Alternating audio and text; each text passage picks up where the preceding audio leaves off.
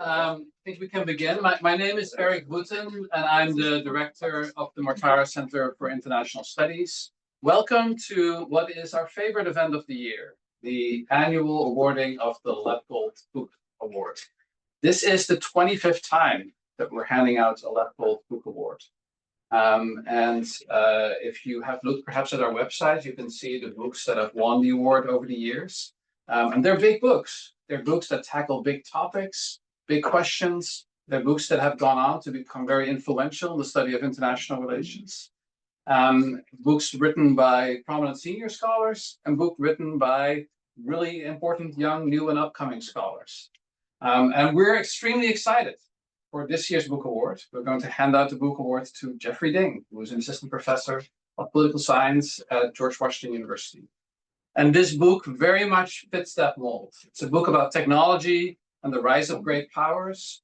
It's a book that tries to learn from history about past technological changes and what effects they've had on international relations, and looking forward to new technological change, especially the development of artificial intelligence and how it will affect great power relations. We couldn't really think of a more fitting topic. It's a big topic to tackle. It's not a topic that a lot of scholars dare to tackle, very frankly. We don't have a lot of books that sort of write about this issue, which is an extremely important issue. My job here is simply to introduce, first of all, to thank my fellow committee members, Diana Kim and Andy Bennett, and to introduce Andy Bennett, who will say a little bit about the history of the award and also hand out the award to Jeffrey. So, Andy Bennett. Thanks, sir.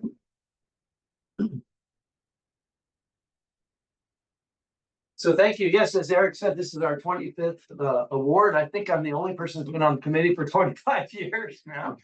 Thanks, Andy. Yeah, the award commemorates Joe Lepgold, who was a colleague who passed away, unfortunately, very tragically in a fire in Paris with his family. And so we felt that, creating this award was the best way to honor Joe. And, every year I'm reminded of one of the early committee members, Mike Brown, who said, we're looking for a book that answers an A+ question, has some A+ analysis and gives an A+ answer. That's what we have. I remember reading this book, and I was thinking back to graduate school, reading Robert Gilpin, on this issue of technological innovation, the rise and fall of great powers. And you sort of theorized that the leader of the system would sort of get lazy and complacent, and that then go into decline. And that seemed to me kind of ad hoc theorizing. Yet here we are. we're living that reality. Sadly, I remember in this very room, probably 10, 12 years ago, we had a talk by Michael Beckley, who was arguing how it was sort of inevitable that the U.S. was going to stay ahead of China, and China's rise was way overstated. And here we are some 10 years later. There's recently a report that China is ahead of the United States in 57 out of 64 key technologies. We can certainly name a lot of those very quickly: batteries, electric vehicles, windmills, solar, competitive at least in AI. And so this is a driving factor in the global system, not just in our bilateral relationship with the global system.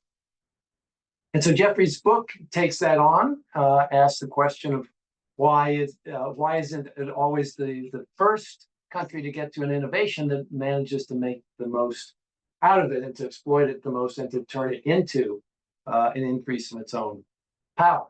And so as Eric said, this is really a driving important question of our age.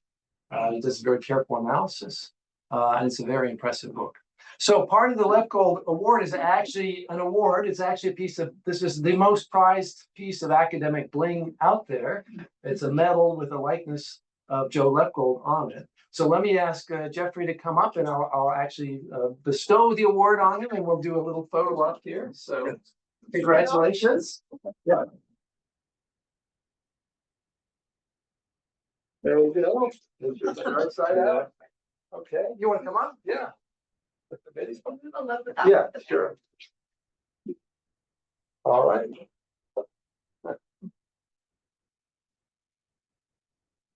Okay, great. We do this every year, and I get to see myself age for the last 25 years. So over to you.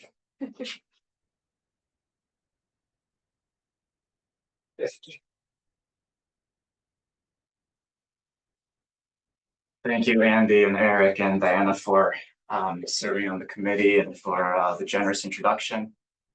I think it's pretty beautiful that there's this living memorial. In DC, you have all of these statues that we like gawk up at. But I've always thought it was cool that like President Truman's memorial is a scholarship that goes to a crop of people every year, and so it's cool that this Lepgold Book Prize is in a similar mold. I'm going to try to keep this to 30-ish minutes so we can save as much time for discussion. That's the most exciting part of it anyways. Let me begin with this image. It brings to mind this geopolitical chessboard of competition between the US and China. Some of the scenes that Andy already set in terms of competition over all of these technologies. But I want to start with this for a different reason. How many of you play chess, or at least know the basic rules of, okay, a lot of overlap with political science. What's wrong with this picture? Right? The kings should never touch each other on the chessboard. And I think that speaks to a lot about our confusion about what the US and China are actually competing over when it comes to this AI arms race. Maybe one starting point is this speech by Chinese leader Xi Jinping. He goes to the BRICS nations, Brazil, Russia, India, China, South Africa in 2018. The summit of the BRICS nations is on the theme of the fourth industrial revolution. And in this speech, he specifically calls back to these three past industrial revolutions that changed the development trajectory of human history. What happens in the Chinese system is leaders give speeches and then scholars and analysts go back a couple months later to interpret those speeches. So here's the Chinese Communist Party publication Study Times, 学习时报. They go back and analyze that BRICS speech. And they emphasize this competition over the industrial revolutions and which country achieved a productivity advantage, who became the #1 productive power. And that is the basis for global hegemony. Now, those of us in the international relations political science space, we're familiar with this. This should sound familiar. Here's historian Paul Kennedy's seminal work, The Rise and Fall of Great Powers, where he emphasizes this regular pattern by which great powers rise and fall. You have technological change, which leads to differentials in growth rates and a shift in the global economic balance of power. And then that gradually will shape the geopolitical and military balance of power. But what's that first step? Technology and long-term differentials in growth rates. And so that's what the book focuses on. How do technological revolutions actually allow one great power to sustain economic growth at higher rates than their rivals by achieving a productivity advantage? Now, Andy mentioned Gilpin. As I do more research, I realize everything that I'm interested in, Gilpin already wrote about like decades earlier. Like I was doing a project on techno-nationalism and I discovered Gilpin's first book is all about France and the scientific state, and he already covered so much ground there. And so my starting point is the conventional wisdom, the standard account, where in international relations theory, the emphasis is on which country dominates innovation in new fast-growing industries called leading sectors.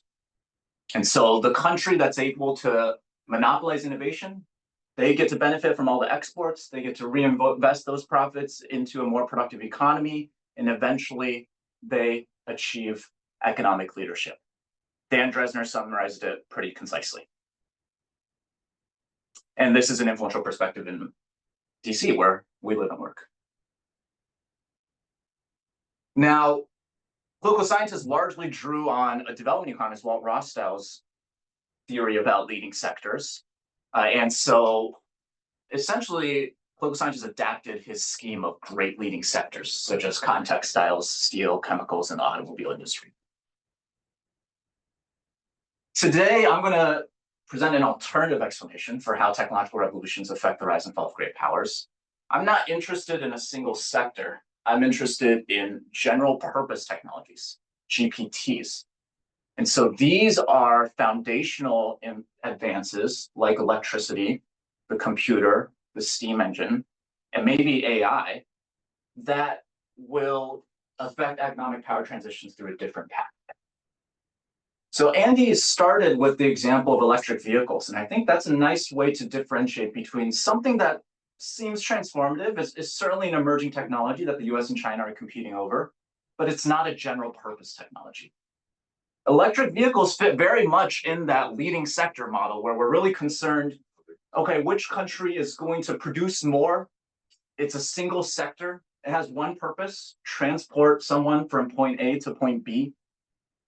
And so I think that's what we think of when we think about technology competition. Electric vehicles. China's going to produce more electric vehicles than us. They're going to dominate the export market.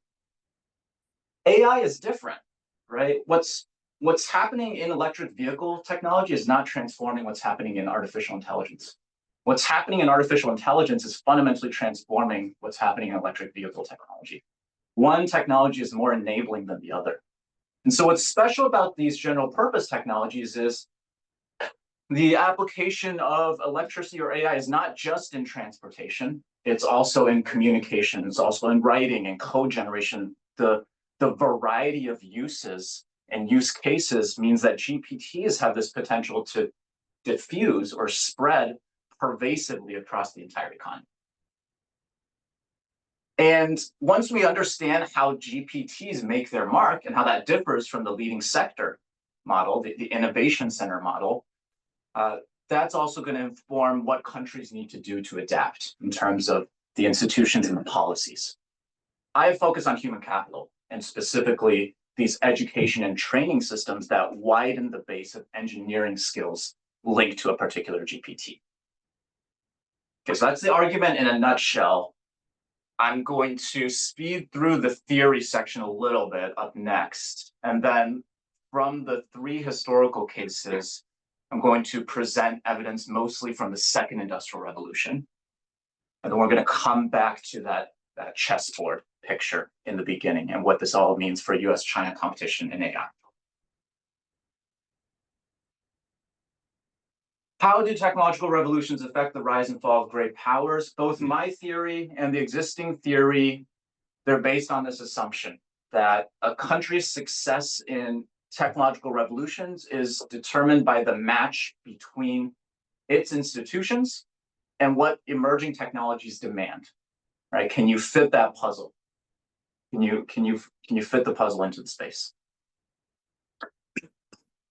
For the conventional wisdom, for the existing literature, leading sector theory is all about that most dramatic moment of innovation, that eureka moment where a company, an inventor, debuts a new to the world breakthrough. And so what are the institutions that matter for that? Well, they highlight things like which country can avoid being beholden solely to vested interests, or over time, some other country just becomes more innovative, or it's about strict intellectual property protections, or it's about making sure your crown jewel technologies don't leak out to a rival. Those are the types of institutional adaptations that matter in this view of the world. It very much builds off of this idea of a product cycle.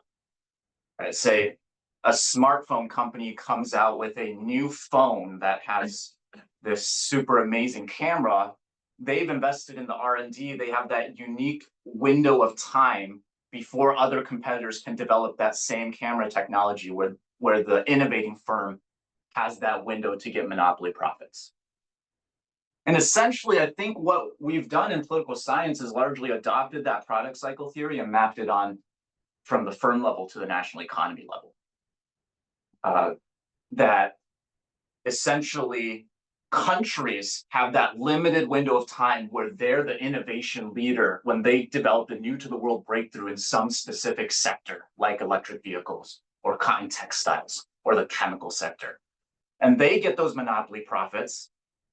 And then pay attention to that last quote there. There's that brief window until diffusion, happens. And once the innovation becomes fairly routine and widespread, that's where their story ends. That diffusion process for me, that's where my story begins. And to start, let me just break it down. GPT diffusion theory, why GPTs, and then why diffusion. I think so many times, it's not just academic literature. If you read white papers, blog posts about technology policy competition, it really feels like sometimes you could pick whatever technology they focused on, quantum, electric vehicles, blockchain, and almost just find and replace and just copy and paste. Oh, I wrote this about quantum technology 5 years ago. I'm just going to write the same thing about electric vehicles, right? But if we take the differences between technologies seriously, we'll find that GPTs are special. Economists and economic historians call them engines of growth because they often historically precede huge waves of productivity growth. And beyond these criteria that I draw from the existing literature, they have this regular pattern of impact. So here's Stanford economist Paul David. He says there's this gradual and protracted process of diffusion that is required because you need all these application sectors to also adapt the general purpose technology.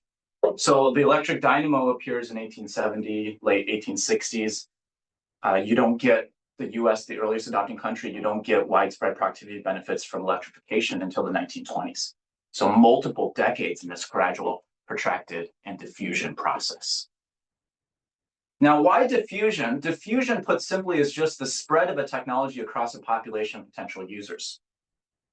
The difference with GPTs is the population of potential users is the entire economy. Right? Electric vehicles, it's used in the transportation sector. AI, it's used in every sector. And so here, GPTs, because they're so fundamental, they're often attached to an entire research paradigm. Innovation leadership is going to be contested. It's not surprising that China's DeepSeek, China's Tsinghua University are contributing to the innovation frontier in a field as broad as AI or electricity or computers. And so here, the main difference, the main locus of competition is actually imitation. Who can adapt and diffuse these GPTs across their own national economies in the long term? Okay, which institutions matter? Again, I focus on education and training institutions for broadening the base of engineering talent.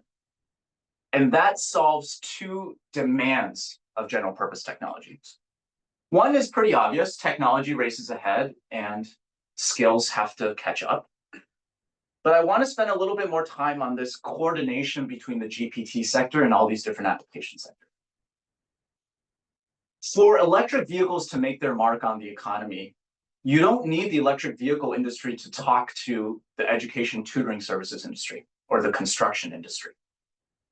For AI to make its mark on the economy, you need the personalized education services provider who wants to adopt AI to be able to understand, how do I benchmark between this large language model from this provider and this other large language model? For the construction industry to adapt and take advantage of AI, there needs to be information flows between the GPT sector and the application sector. Construction industry needs to know, okay, this transformer architecture that has spread throughout large language models and natural language processing, is that also going to come to computer vision? And will that affect my construction sector?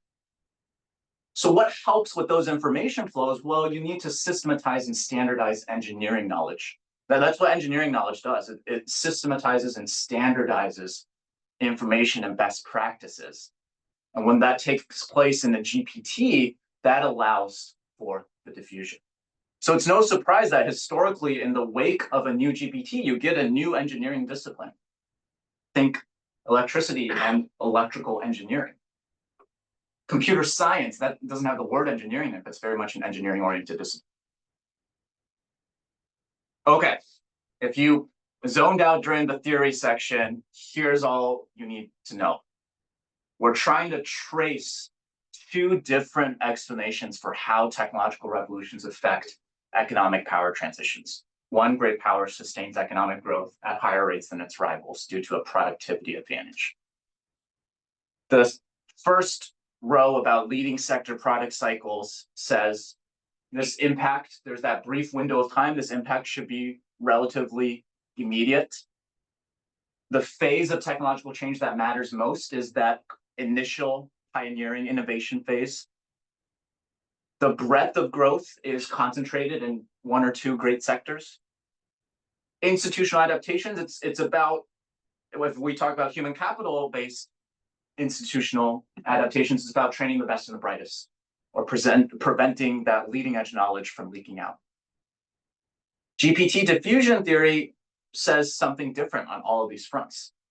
Look, innovation, diffusion, they're entangled, all these processes, they overlap, but here there's four opposing predictions. There's clash here, right? GPT's, the impact timeframe is disproportionate in the later stages. It takes a very, very long time for these technologies to make their mark in terms of which country is going to gain that productivity advantage. It's about the phase of diffusion. And you can't just concentrate on one sector. You need all these different application sectors to come up with complementary innovations as well. It's about GPT skill infrastructure. Okay, so what I'm going to do in the second industrial revolution cases is trace what did the evidence from the historical case studies show. Did it support more of this leading sector theory or the GPT diffusion theory? So let's take you back to 1870 to 1914. We have a technological revolution that sometimes is labeled the second industrial revolution. All these different advances, I mentioned electric dynamo, you have dye stuffs, right? Chemical dye stuffs that become a huge industry. You can now have dyes that don't just come from natural colors. Internal combustion engine, universal milling machine, that's a machine tool that allows one to cut and shape metal and wood in more precise ways. You also have an economic power transition.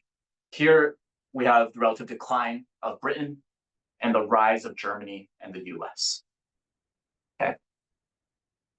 The one other point I want to emphasize in terms of setting the background landscape is the US in the blue becomes the clear economic leader before World War I if you look at all of these economic productivity measures. Germany does not ever surpass Britain on those productivity measures, which we started out emphasizing matter the most in terms of economic power. So we're trying to explain in this case, how did the US take advantage of the innovations of the second industrial revolution to become the leading economic power? On all these different dimensions, leading sector theory predicts near immediate impact of all these different sectors, like the chemical sector, electrification sector. Instead, we see something more akin to the GPT diffusion timeline. It's very hard to make the case that the chemical industry was the game changer for the US when it doesn't establish industrial research labs until very late in the game. We have a lot of empirical and quantitative evidence showing that electrification's impact on US economic productivity becomes significant only after this case ends. And one piece of evidence of that is, this is from Petralia 2020, percentage of patents that contain electrical related vocabulary. In the other category, in the mechanical category, you start to see that quick rise only after 1920. And so it takes multiple decades for these general purpose technologies to diffuse. What was the key timing instead? I point to earlier innovations in machine tools, 1840s, mid-19th century, when the ability to cut and shape wood and metal in more precise ways allows for interchangeable parts manufacturing. So if a bike breaks down, you don't have to replace the entire bike, you can just replace the part. Right? That seems obvious to us now, but that was revolutionary back then. So when you have this interchangeable parts manufacturing system, that comes from these earlier innovations in machine tools that had time to incubate and develop and gain incremental improvements. And eventually in the key time frame when the US begins its economic rise, that's when the proliferation also reaches torrential proportions. And so there's some technological impact timeframe graphs that show that the key rise during this period was in machine tools and machine intensity. Okay, what phase of innovation, what phase of technological change matters the most? Is it about innovation, bringing new to the world innovations to the table, or is it about diffusion? Well, the US does not have a monopoly on innovation at this time period. Here's a quote from the British Institute of Electrical Engineers.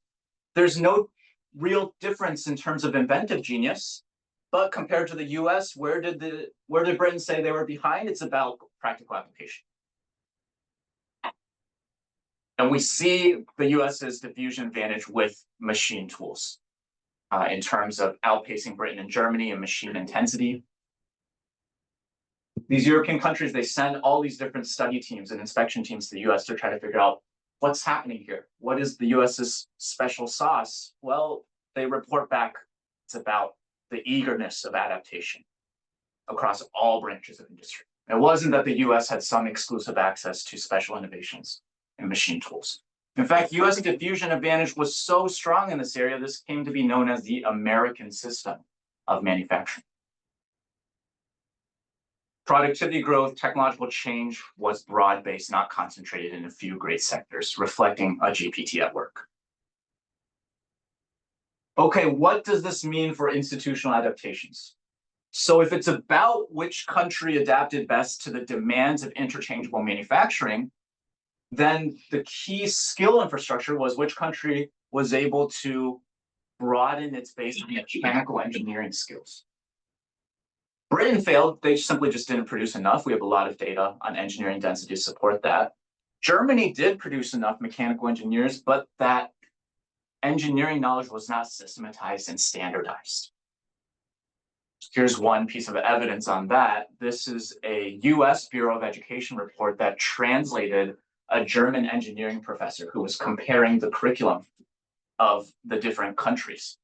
And so the top three there are schools representative of German engineering at that time. This is 1893 report. Bottom two are representative of US engineering instruction. The darker shaded bars show the amount of time devoted to practical exercises in the lab and shop. And that's where the training that's happening at the US mechanical engineering schools is connected to and is systematizing and standardizing the knowledge that industry is using as well. And so that's a key part of GPT skill infrastructure in this time. Okay, one last example from history, and then we go back to US-China.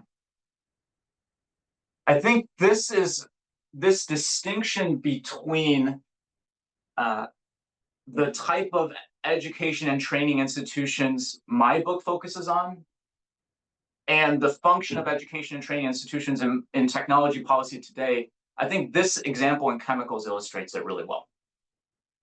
Chemicals is the most scientifically advanced sector at this time, right? William Perkins, I believe, British inventor of Mawvine, this artificial dye, but it's a US institution that's the birthplace of chemical engineering. German universities dominate world's chemical research. All the Nobel Prizes are taken by German and British researchers in this most scientifically advanced field. The US is sending its best and brightest to Germany to get PhDs in chemistry at this time. However, where is American leadership? It's not at the frontier of scientific research. American leadership is at institutionalizing this engineering discipline. If you only care about who's selling more, who's exporting more chemical dyestuffs, maybe the left side is what you're focused on. But if you care about who's taking advantage of chemicalization processes like titration and crystallization and applying those to all different industries like food preservation, metallurgy, and all these different potential application sectors, I want to be on the right side where you're the leader in chemical engineering institutionalization. Okay. I know for the students in the room, you're always told pack as much text onto slides as possible. It makes it really attractive. So I'm only showing this. I'm not going to go through the other historical cases, but I do just want to show you that they follow the same template of tracing these two different explanations across these four dimensions. And so we do that for the first industrial revolution as well. And I want to spend maybe a minute on this third industrial revolution case, US-Japan competition over computerization as the key general purpose technology trajectory from 1960 to 2000. Here's what's different about this case. Japan, an economic power transition does not occur. Japan does not become the #1 technological power, despite a lot of commentators and smart people at that time predicting that Japan would overtake the US in technology leadership. And this is my favorite quote from the entire book. Here, I think when I read this is where the book clicked for me, because look at how people are analyzing Japan's supposed dominance in that time period. They're comparing it back to the second industrial revolution period and Germany's dominance of dyestuffs. They're using that same flawed template to predict that Japan would become the #1 technology power. If you use the GPT diffusion template, it's no surprise that Japan does not overtake the US. Japan is not leading the US in the adoption of the key GPT at that time, the computer. Okay, let's return to this chessboard. What does this all mean for US and China competition today if we take AI as this era's most important GPT? And I'm going to, again, go through all these 4 dimensions. What's the impact time frame of these technologies? What phase of technological change is most important? What's the breadth of technological advance? And what about the human capital institutions? So on time frame, basically all of these scholars and policymakers think AI will make its mark within the next 2 years, before the end of this decade. National Security Commission on AI, this is this congressional commission that convene all these experts to assess competition in AI. I was a special government employee and consulted for this report. They didn't listen to me, right? This is all immediate impact. GPT diffusion model. Look, we don't get this new deep learning paradigm until maybe 2012, which is the AlexNet submission to Stanford's ImageNet competition. If the past is a guide, it should take multiple decades. We should not see major productivity payoffs before 2030. Okay, which phase of technological change matters most? All these assessments of China's technological prowess are focused on innovation capacity indicators.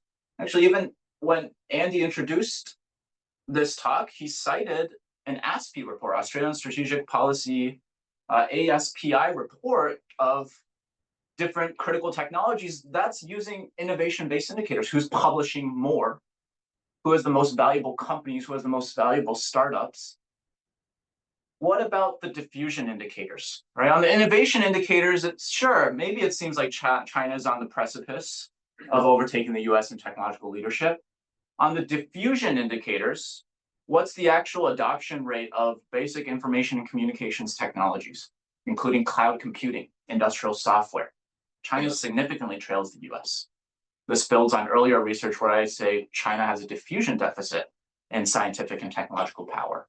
I won't go into all of these, but I basically took science and technology indicators that different organizations collect on countries around the world, and I sorted those to ones that fit more with innovation capacity and those that fit more with diffusion capacity on the right.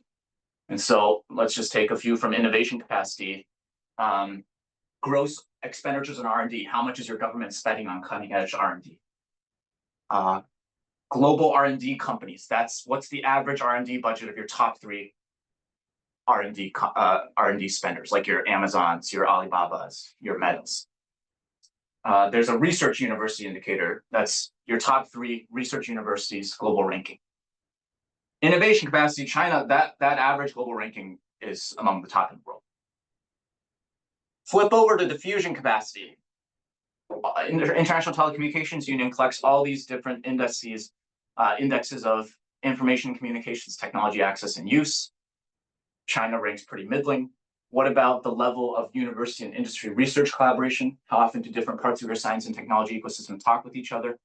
China, again, ranks pretty middling. Okay, breadth of growth. We have these debates all the time. about technology policy, should you focus on a few key strategic industries like China's Made in China 2025 plan that's gotten a lot of attention here? Or actually, this state council, which is their cabinet level body think tank, is pushing Chinese policymakers to get away from this picking winners and approach and move more towards horizontal economy-wide innovation efforts. So there's the tension there. I'll close with, I think there's a preliminary case that the US has a strong advantage and an enduring advantage in the GPT skill infrastructure necessary for AI. So one of the indicators in the last chapter of the book is how many education institutions in your country have at least one. So just one affiliated researcher that has published in an established AI conference. A very low bar for quality, but a consistent baseline. China has 29 of those universities. US has 159 based on my data. And so once you get past the Tsinghuas, the Pekings, the Nanjings of the world, once you look past the Stanfords, the CMUs, Cornells, the MITs of the world, US has this deeper and broader bench of institutions that can train good enough AI engineering talent. What about, can different parts of the science and technology ecosystem talk with each other to diffuse AI? Well, one indicator is hybrid AI publications. So how many of your AI publications have at least one co-author from industry and one co-author from academia? Just as a rough proxy for the linkages between different parts of the AI ecosystem. US leads the world on that metric. China faces significant challenges. What does this mean for policy? I've published a few op-eds in Foreign Affairs and a recent RAND essay that talks about running the right AI race. And instead of this 2-year sprint for some decisive strategic advantage in artificial general intelligence, which I think the previous administration was preoccupied with, I argue that instead of this Fortress America type approach, which emphasizes export controls on chips, visa restrictions on Chinese international students, the US should instead adopt a run faster approach, where it's about sustaining and implementing AI across all different sectors of the economy. Some of those specific interventions include fully implementing the CHIPS and Science Act's provisions on STEM workforce development and supporting alternative pathways to training AI engineering talent through supporting community colleges. So let me leave you there with the book's conclusion. The hope is that this provides a better understanding of how technological revolutions affect the rise and fall of great powers. And hopefully it presents a model for unpacking the impact of technology on international politics. And it's available anywhere you get your books. And I think there's a few copies out there too. So thanks for your time, and I'm looking forward to your questions.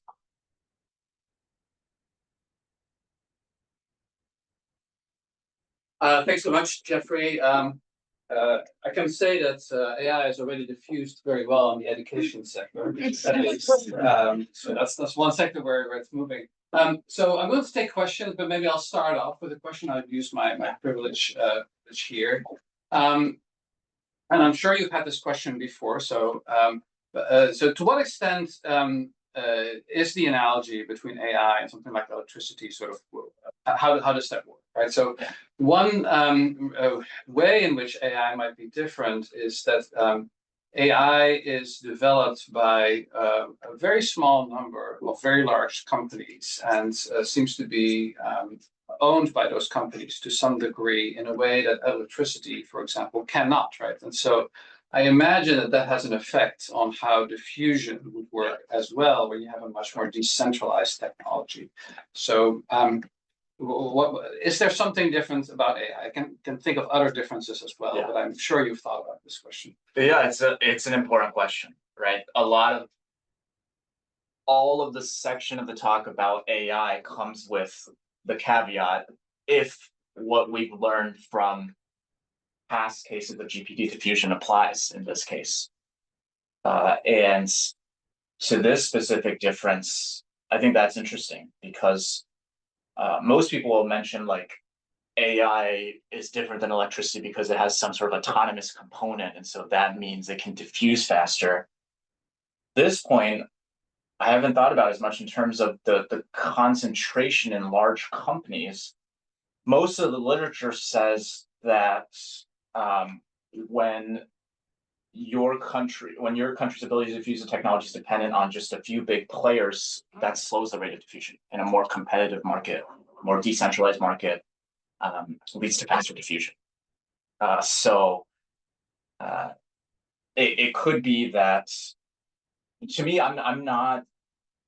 I think that if you have this longer time frame for AI, 5-10 years, I think the landscape can change very quickly, and it won't be just OpenAI and Anthropic being the only two dominant players. And feel free to address the other one as well, because I was not suggesting this was the only difference, but of course that is another big difference that AI has too, right? That it has a Yes. all right, but maybe I'll just open it up for the floor, because I know that there'll be a lot of questions. So John, Hi, thanks. Really introduce yourself as well. Sorry, I'm John Severini, I'm a government PhD student here. Joe Mokyr just won the Nobel a couple of months ago, and his big thought was culture matters a lot for institutions and growth and innovation. And in your book, you, I think, fairly bracket what causes all of this. I'm going to ask you to unbracket that, and especially given AI and China and America, but also like potential changes in our culture towards science and technology here right now, what impact do you think culture has on, in a very Joe Mokyr sense, on kind of your theory and where we're headed? Yeah, good. So this is a great question. You're right. I do try to bracket out the cultural explanations. If you look at the reference list, there's a lot of Mokyr on it, and he writes a lot of this. A lot of the historical evidence comes from his great work.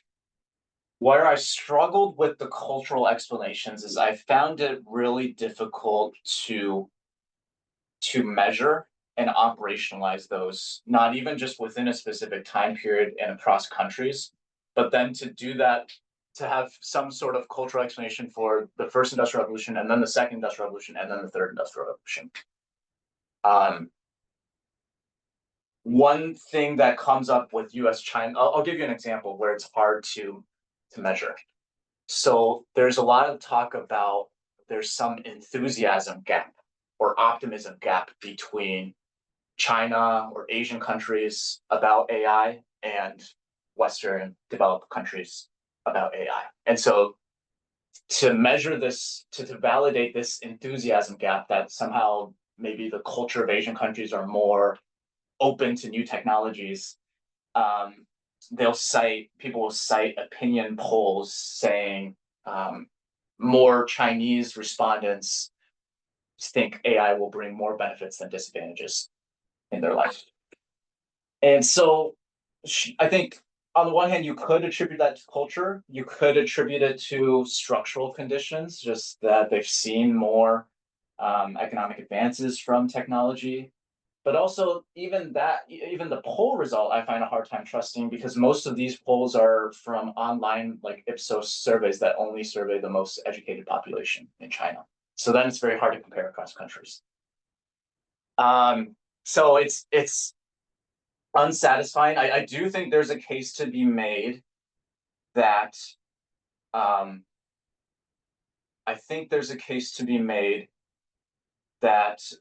in a lot of these industrial revolutions, some countries, there was this general technical literacy or enthusiasm, this general culture of learning towards upgrading technical skills.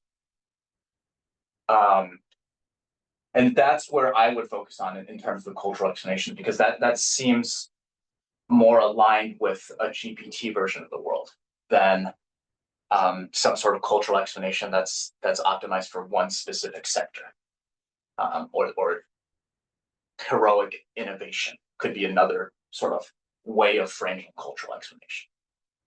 So that's how I think about it. But yes, my general answer is I tried to bracket it off. Good question. Jonas? Jonas Herring. I'm a PhD student in the government department too.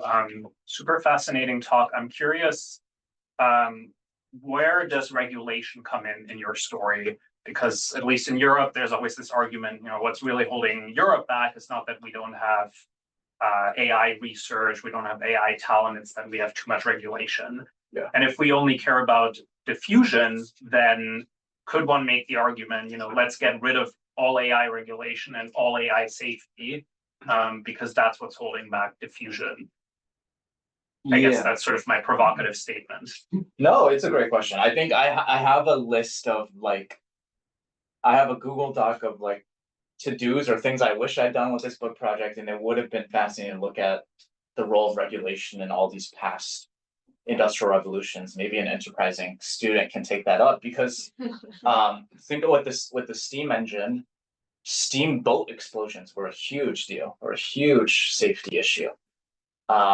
Electricity, President Teddy Roosevelt installed electric lighting in the White House as a way to send a signal that you can trust this technology. It's safe, and so I think regulation can play an important role. For me, I don't buy we need to get rid of regulation to get faster diffusion, because again, to me, we're operating on the timeline of this decades-long diffusion marathon, and so prudent regulation could actually lead to more sustainable diffusion in the long run.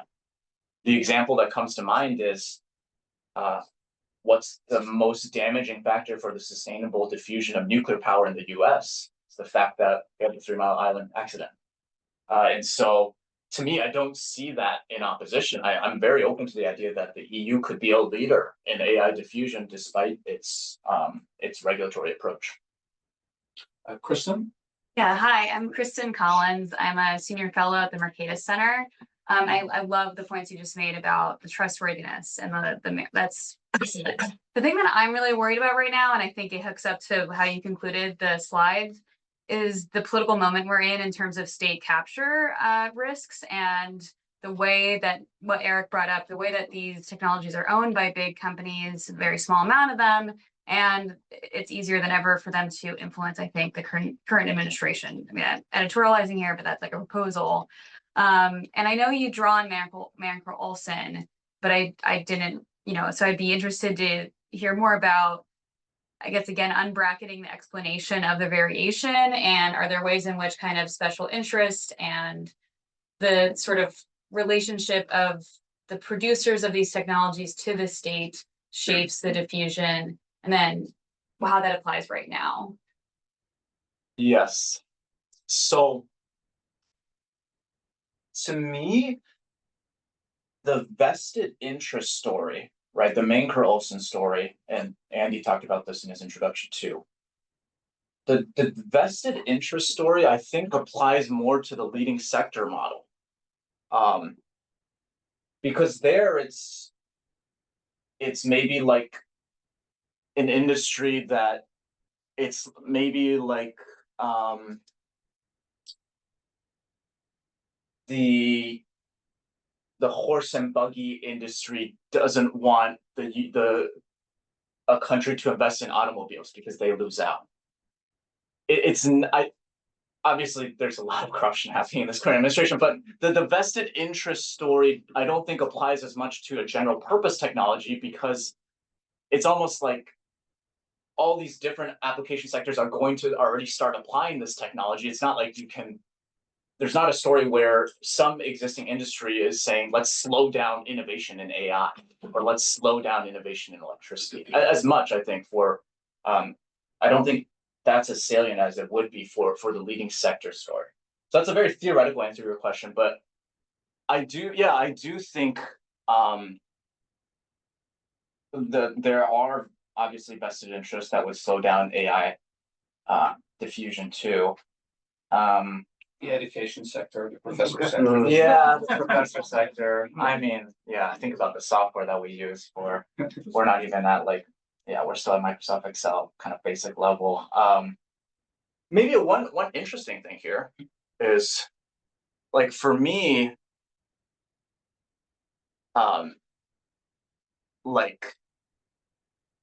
what's one example of tech companies just getting what they want from the Trump administration is NVIDIA basically saying you can have the H20 carve out, right? So just for context, H20 is a chip that is mostly used for the deployment and implementation of AI models, but it can be also, with some workarounds, it can also be used to train frontier models. And so it's a tough thing to whether we should control the exports or not. to me, I don't think that necessarily slows down diffusion of technology in the US. Right. And so, yeah, there is a lot of capture happening, but I think the parts where the US is shooting itself in the foot, at least in my story, is not investing in education mobility and broad-based access to training good enough AI engineering talent. So that's the stuff that comes across. I haven't thought as much about how the corruption stuff that affects other elements, but that's how it relates to my story. George? So thank you for your talk. Joe Lepgold was a good friend and colleague of mine, and he really focused on linking theory of practice, and your book does that very well. So thank you for what you're doing. I want you to talk about education. Yeah. Because I'm really curious. Your story could go one of two ways, and then thinking about it, I'm thinking about innovations in medicine that is kind of a parallel to what you're talking about. Yeah. And that is, on one side you have entrepreneurship, and we really want to spur entrepreneurship. And as you spur entrepreneurship, what we could do with AI, what that means is it isn't just about engineering, it's about social sciences, it's about everybody else getting into the AI game. Yeah. And trying to promote it, promote entrepreneurship. So that's one angle. The other is as medicine. And if you look at medicine, the Germans and Austrians were ahead in medicine before World War I. A group of ophthalmologists and otolaryngologists went to Austria and Germany right after the war to try to bring some of that knowledge back. And what they brought back was standards in education. They actually created, through the University of Chicago and Johns Hopkins, whatever, standardized tests for specializing in different aspects of medicine. They standardized education in medicine. The number of medical schools went from like 500 down to 60. Yeah. But that standardization of education led to a remarkable expansion of medical research in the United States. Made the United States put the United States at the forefront of medicine just before the breakout of World War II. In a decade's time, the innovation was extraordinary. That was about kind of structuring education. That wasn't about innovation, right? Entrepreneurship. That was about specialization. It's more about your engineers that you're talking about. So which is it? You kept talking about engineers, but you're also talking about diffusion. And diffusion to me is not the engineers. It is actually spreading that elsewhere. So what is it, the medicine model, which is the engineers, the specialized training, all of that? Or is it actually the way we get innovation here is we in the social sciences to get away from AI as cheating and more like, oh my God, how can we use this, and encourage students to go widely? Yeah, that's great. Yeah, a lot of good points there, George. I think the short version of the answer is, at least my limited explanation here, is about the engineering knowledge. It's about broadening the base of engineering knowledge and also standardizing that knowledge. So, but I think that's where AI gets really tricky, because it's I think one valid critique of this book is it doesn't really provide a good prescription for what will engineering knowledge look like for AI, because now to me, I think it will build off of this existing base of computer science and software engineering knowledge, and then some of that will still be very, very useful. But engineering for AI might be like prompt engineering. How do you give students and social scientists to be able to prompt AI models and agents in good ways, in ways that get the answer without using a lot of compute or time. And so that could be one. Another aspect of AI engineering knowledge could be the whole field of like human machine interaction and how to develop those skills. So yeah, I think to me, my explanation is limited in that I only focus on like software engineering skills, mechanical engineering skills. But AI engineering skills could involve all those things mentioned. Can I just follow up on this one? Because I mean, this was actually the thing that I've been thinking about as well, because you mentioned that the US has a big advantage in ICT, which is undoubtedly true. But AI will be reflected in lots of electronic equipment, and the manufacturing of electronic equipment is where China has a giant advantage. Batteries, when you mention electric vehicles, that's of course AI will go into that as well. We can't even have American workforce assembling a battery factory. This is why we have to import Korean workers to do so, as opposed to in the news very recently. So in terms of that, right, robot, drones, all of those are, I mean, implementing AI in that is very different from like the ICT engineers, and it seems to be an area where we lack skills in dramatic ways. Yeah, I think this is another good pushback. People will say China is going to dominate in AI diffusion because they have such a strong robotics sector, for example, and if AI becomes embodied in all these physical machines, that's where China's diffusion advantage will be. I think one point to clarify is this deep learning paradigm I talk about, that's not being implemented in robotics yet. And so I think it's a little bit too early to tell. And then also, to me, I think where you stand on this issue is also going to depend on what you're optimizing for. For me, I care about productivity at the end of the day. And so it's not that surprising that China will have some advantage in diffusing AI in manufacturing sectors. It's a much more manufacturing-oriented economy. US is a much more service-oriented economy. I think we've seen from computerization that you have to diffuse AI across ICT producing and ICT using sectors, information communications technology using sectors. In some ways, Japan had those same advantages in manufacturing, but they weren't able to get the productivity gains. But to your point, Eric, if policymakers can't just optimize for one objective, US policymakers might care a lot about technological leadership in the form of maintaining some sort of critical mass in the manufacturing base. And maybe that's really essential for a strong defense industrial base, which would be really important for sustainment in a potential conflict where you would need to mass produce drones and robotics. And so, yeah, that's definitely an issue that people are thinking about. And I think is serious to consider in one area where China might have an advantage. But at least for my purposes, if I had to pick one variable for power that matters from technologies, I think you would do a lot worse than productivity. So that's why I focus on productivity. Any other questions? Yeah, wrong.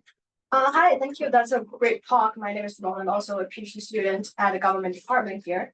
So I'm just curious on like the identification of general purpose technology and also its implications. So I guess the first question would be like, how do you know which technology is like a GPT? I mean, when we're looking back in history, I think it makes more sense, but like looking to the future, like how do you know it? Is that the case of you just know it when you say one, or like there are any other things for us to help us to identify it? And also, because among like all the case studies, like have you came across any situations in which the governments or the businesses they can identify it like ahead of time?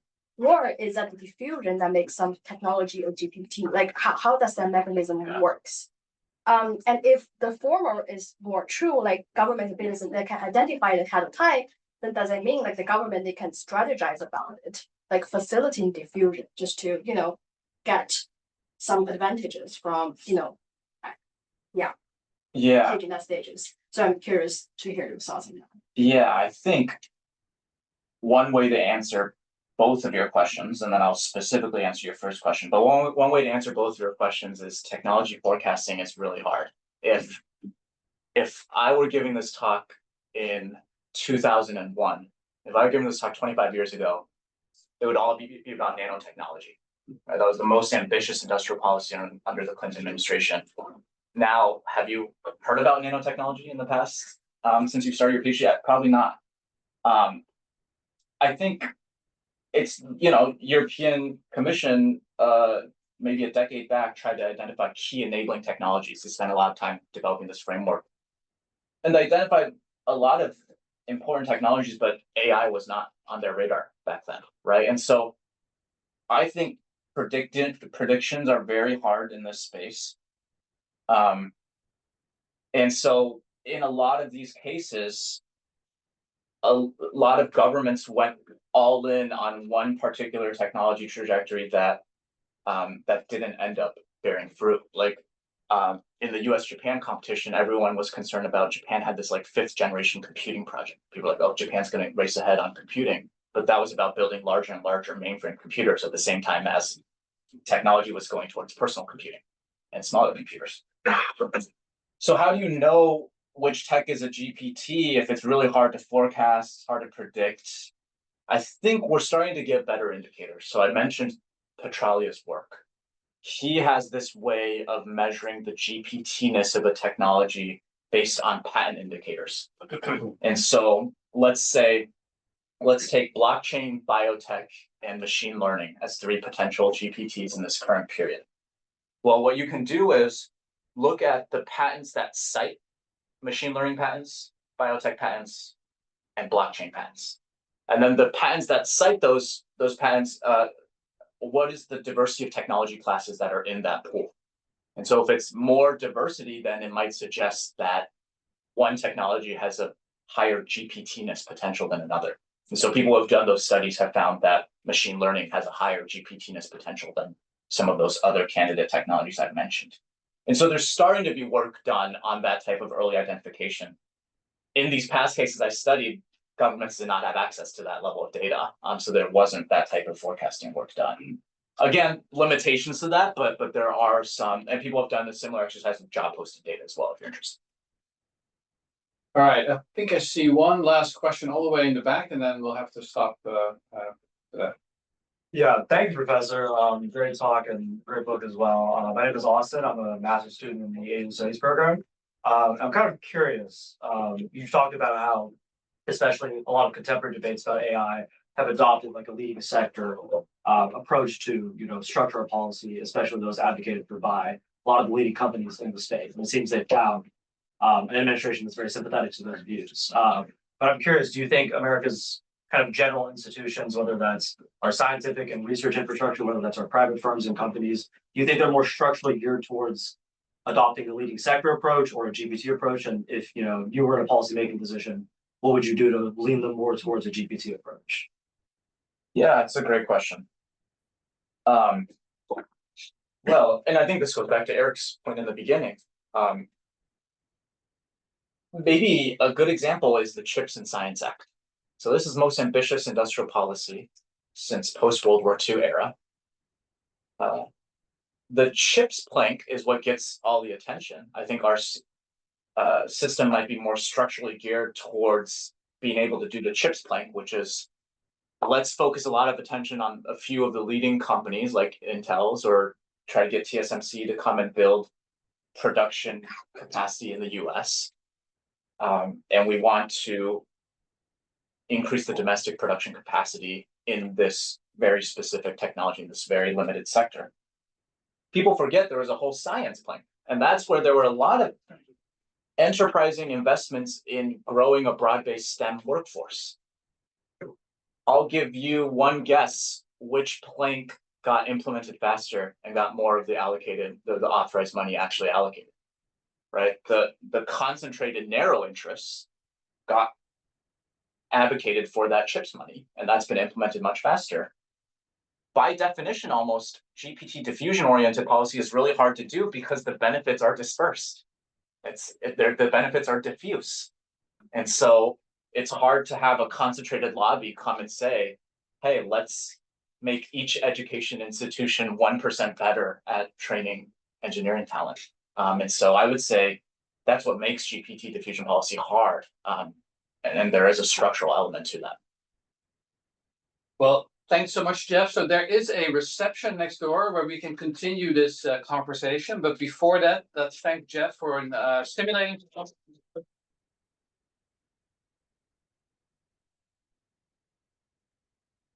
And if you need to convince policymakers that GPT diffusion theory is superior, tell them you won the Lepgold Awards. All right.